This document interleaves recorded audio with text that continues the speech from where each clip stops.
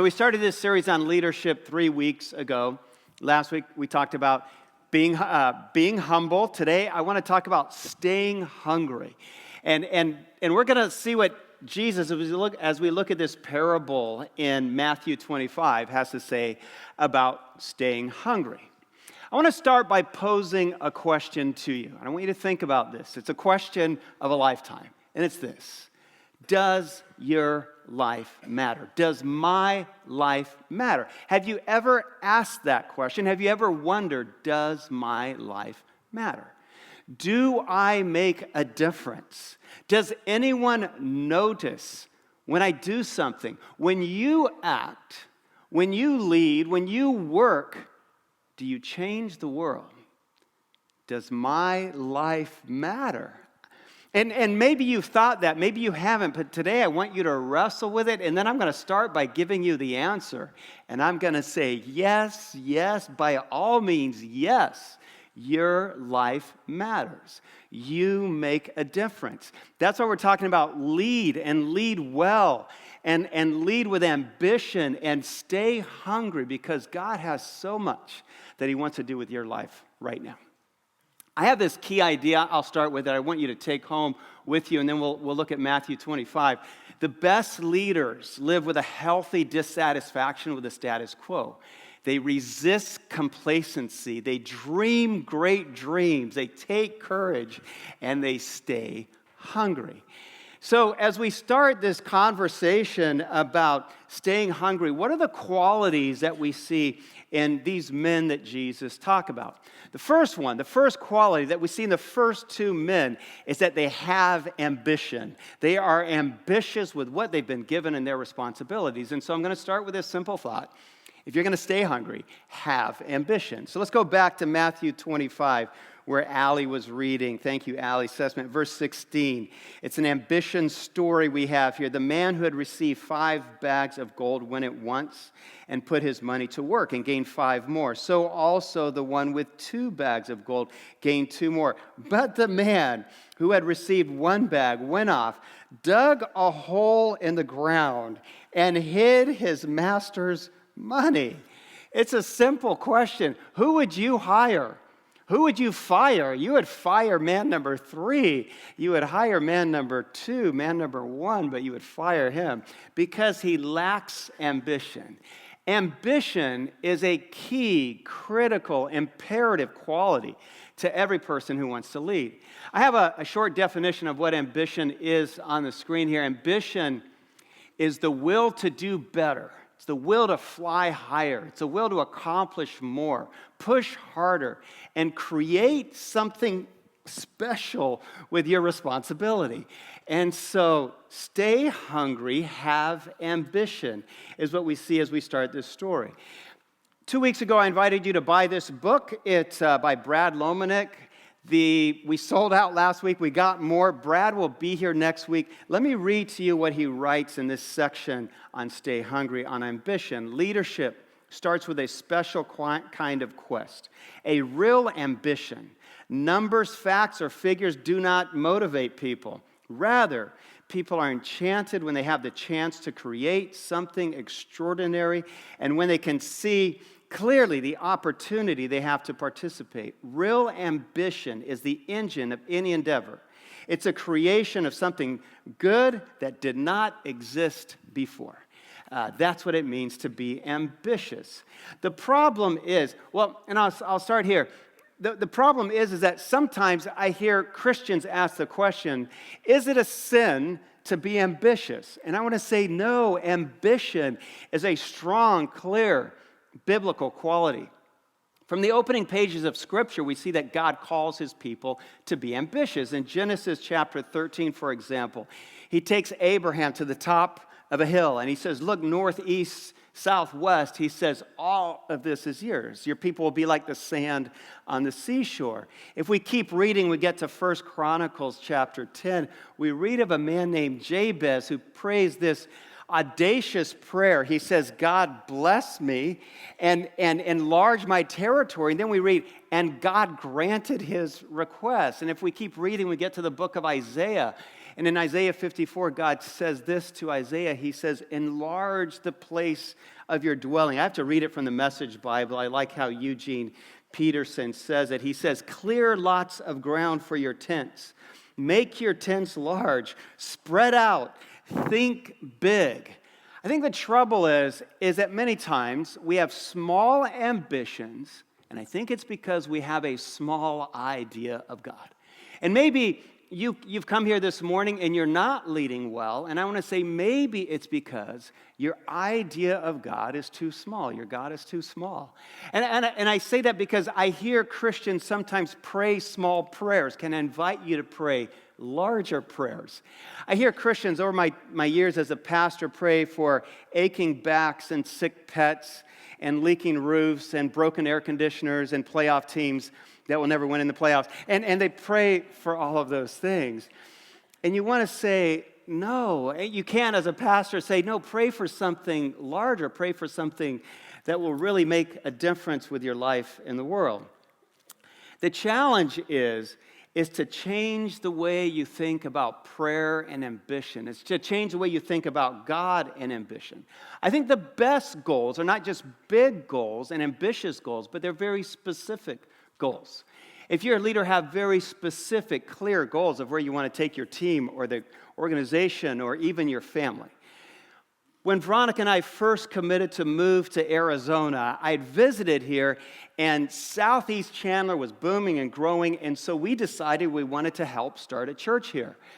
I wasn't part of an organization. I hadn't found a church to be a part of yet, but I knew we were going to move here. We hadn't bought a house, but I knew I needed plans for my church campus, or our church campus.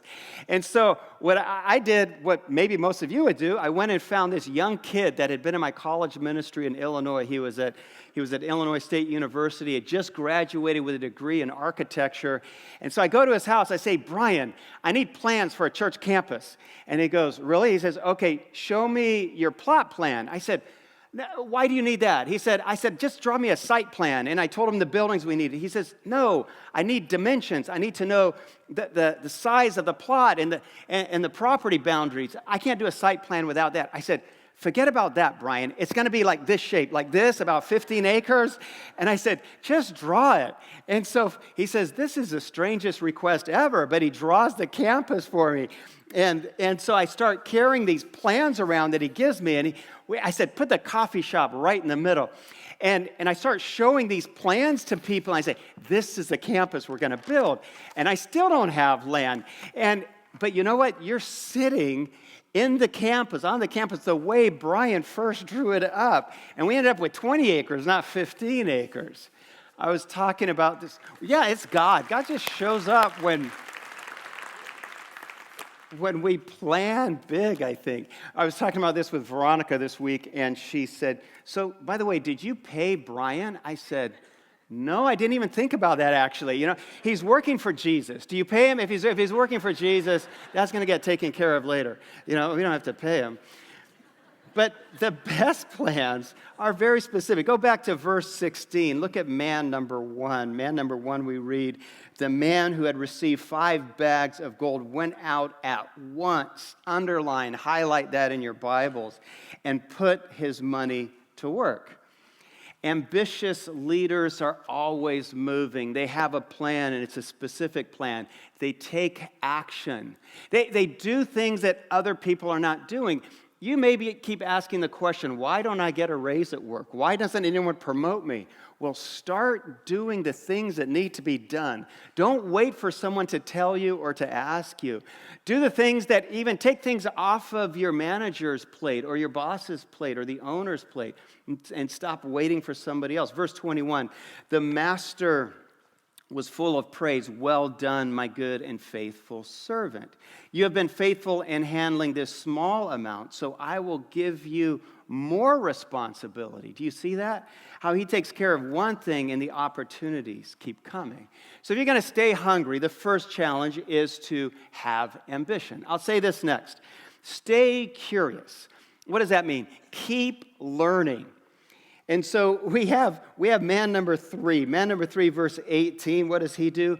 Man number 3, he dug a hole. You know, you don't have a whole lot of ambition, and you aren't planning to do a whole lot with your life if you just dig a hole. And maybe work right now feels like you're in a rut or even a hole. And I want to say, if you want to lead well, keep learning. Stay curious.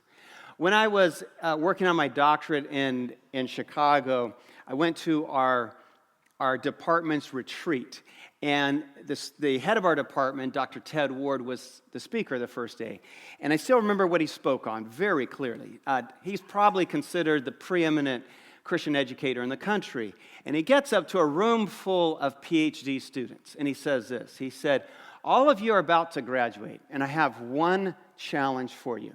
He says, become a lifelong learner. You think as a PhD student, you know it all. You think you've read it all, but you haven't. Keep learning. Become a lifelong learner, even PhD students. And maybe you have a degree and you think you know it all, but here's a critical quality for every leader is that you keep learning. You stay curious. Read more. Leaders are readers. They say that usually at around age 33, if you have a career, you graduate from college or you start a career, by age 33, you've done just about everything you can in that field. There might be 1 or 2 promotions left, but you've done everything you've set out to do in that field by age 33. But then I also heard this week on K-Love, they were reading a study and they said, don't change careers after age 40. Can I just go out on a limb and say K-Love is wrong, all right? I don't know who says Christian radio stations are wrong, but in this instance, I'm going to say K-Love is wrong, or whoever did that study, because even if you're 40 or 45 or 65, God has something new. Stay curious, keep learning. Maybe you know the name Vera Wang. I don't know much about her, but I do know this, is that she was a professional ice skater, and then she became a journalist. But then at age 40, she was getting married, so she designed and sewed her own wedding dress. And everyone said it was stunning and amazing, and she loved it too, so she quit her job and started designing clothes. And so maybe some of you know who Vera Wang is. At least some of the women, maybe. Maybe you know or don't know the name Julia Child. Is it Childs or Child? With an S. Thank you very much. I didn't know the name till this week. And anyway, I need to cook more, I guess. But Julia Child was in marketing and advertising until she was 50 years old. But every time she had friends or family over for dinner, they would say, what's her name? Julia Child. This is incredible. This is amazing. So at age 50, she quit her marketing job and wrote a cookbook. And that's why a lot of you, obviously I don't know much about Julia. Maybe I need to read more about cooking.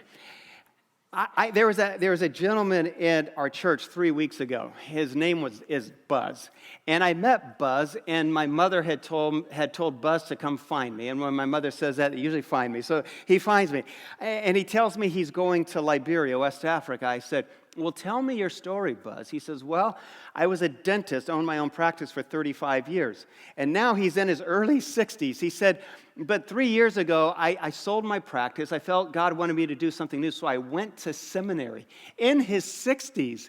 And now today, he's in Liberia as the acting president of the college in Liberia." Who does that in their 60s? My dad was a farmer till he was 33, and then he went to seminary at 35, and then he became a pastor at 43, too, and then he moved to Africa at 45, and then at 52, he started building colleges across the continent. My point is, keep learning. Stay curious.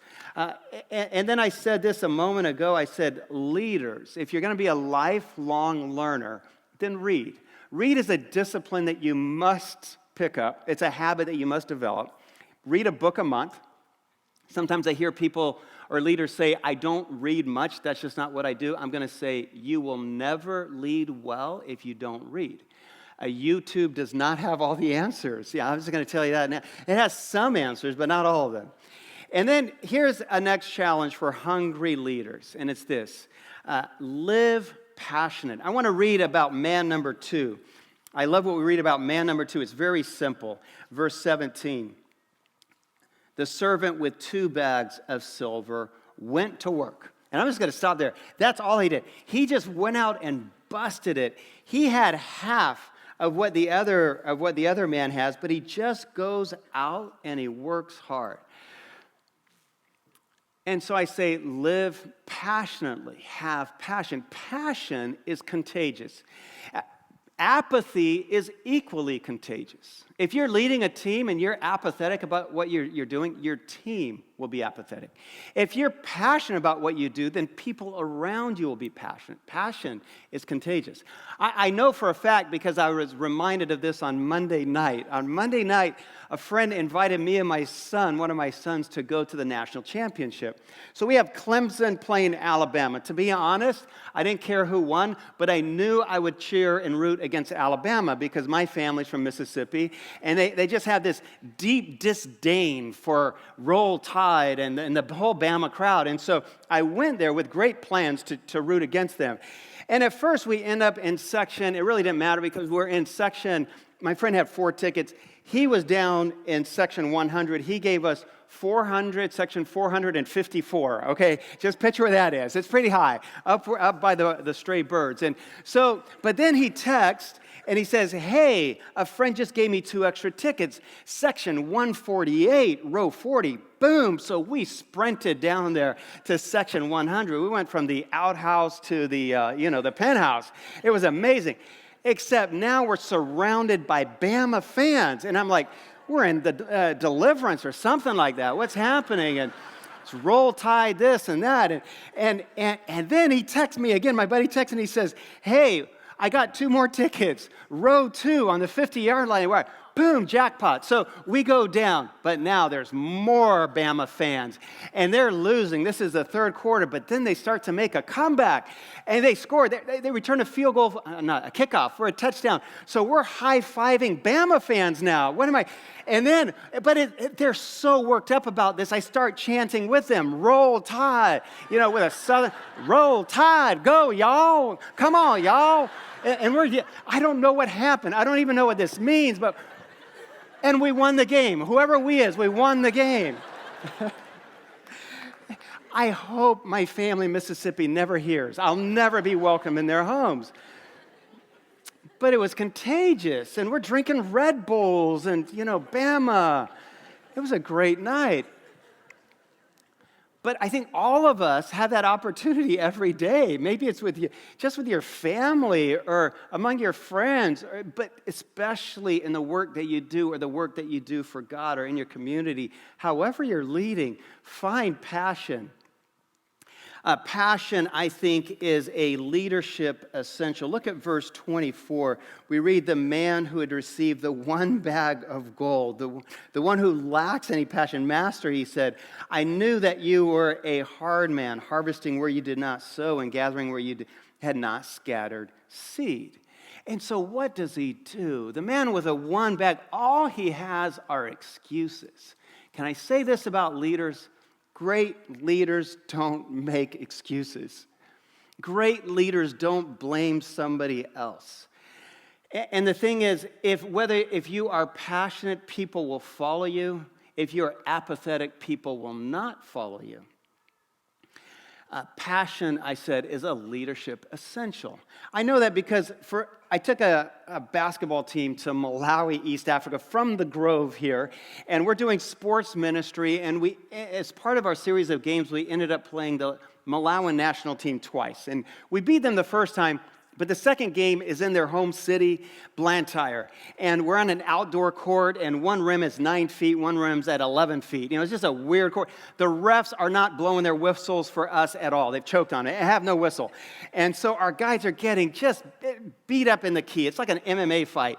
And so we had already beat them once, but now there's 5 minutes left, and we're down by 4 points, so I'm the player coach, so I call a timeout. And I bring my players over, and I start giving them my best Bobby Knight talk. And I say, you've got to win it. You've got to win it, guys. And my center, he's like 6'8", but now he's got scratches all over him, and he's sweating, and he's tired. And he looks at me, he says, that's the problem, Palmer. I just don't want it. What do Bobby would have thrown the chair if somebody said that. Do you know what happened the next 5 minutes? Nothing. We lost the game because he was my best player and everybody's watching him. And if he has no passion, we're done. Passion is a leadership essential. And maybe right now, and the way that you're leading, maybe this is in your home, or maybe you're volunteering even here at the Grove in our children's ministry. Maybe you're tired. Maybe you've lost all your energy. You've lost all of your passion. And maybe you're apathetic about what you're doing. Maybe your work feels like it's a hole that you've dug. Can I say I think you just have two choices? One, you need to quit. And you need to do something brand new. And maybe that's the best thing that will ever happen. Maybe that's it.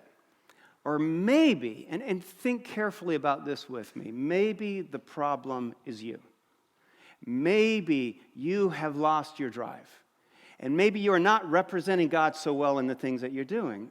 Maybe you keep blaming the boss or the man or your manager or your coworkers, and you're making excuse after excuse. But maybe the problem is you. And so be honest. And then that can change. Because once you grab onto this leadership essential of passion, it changes everything. All right, here's a next thought as we talk about stay hungry. My next challenge is to keep dreaming. Verse 18. We have two men who dream, and we have one man who doesn't. Verse 18. He hid his master's money. And I'll just read that. He hid his master's money. I want to scream, what's wrong with you? Keep dreaming and stop settling for the status quo. We have this one man who has no dreams. Dreams give us the energy that we have for what we do. Dreams give us inspiration. Dreams give us a reason to get out of bed in the morning if we have great dreams. The Bible says that without a great dream, the people will perish. Great leaders have great dreams for the people they lead. Sometimes movements get stuck. Sometimes leaders don't take people anywhere. I'm not so interested in those kinds of movements or those kind of leaders. But there are some leaders who lead, and when they lead well, and they change everything. My next book comes out in June. It's titled Justice Calling. And in Justice Calling, I write about Martin Luther King Jr. Tomorrow is Martin Luther King Jr.'s birthday. I title it Justice Calling because I feel like from Amos to Isaiah to James to Jesus, we all are called to act justly. And we have this justice calling in our life that so many miss. But I write about Martin Luther King Jr. and his dreams. Can you listen as I read just 2 paragraphs?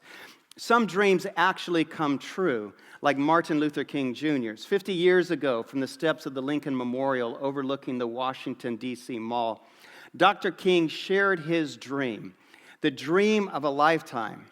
I have a dream, he announced, that my 4 little children will one day live in a nation where they will not be judged by the color of their skin, but by the content of their character.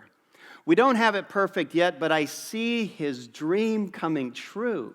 I say that because most of the athletes, most of the celebrities, most of the leaders that our children, my children, admire and want to emulate are African American. Their favorite people require only the mention of a first name. They want to hit a golf ball like Tiger. They want to shoot a basketball like LeBron. They want to catch a pass like Larry. Can we just have a moment of silence? Can we just stop and just pause?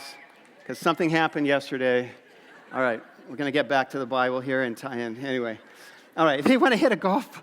That was like the best game I've ever seen in my whole life. And a moment of silence for all the Green Bay fans who had this slight moment of hope. That was, their dreams were dashed. But we have no empathy or pity for them today, and I'm sorry about that. Let's get back to where we were. Okay, they want to hit a golf ball like Tiger, shoot like LeBron, catch a pass like Larry, sing like Beyonce or Usher, inspire like Oprah, deliver a line like Denzel.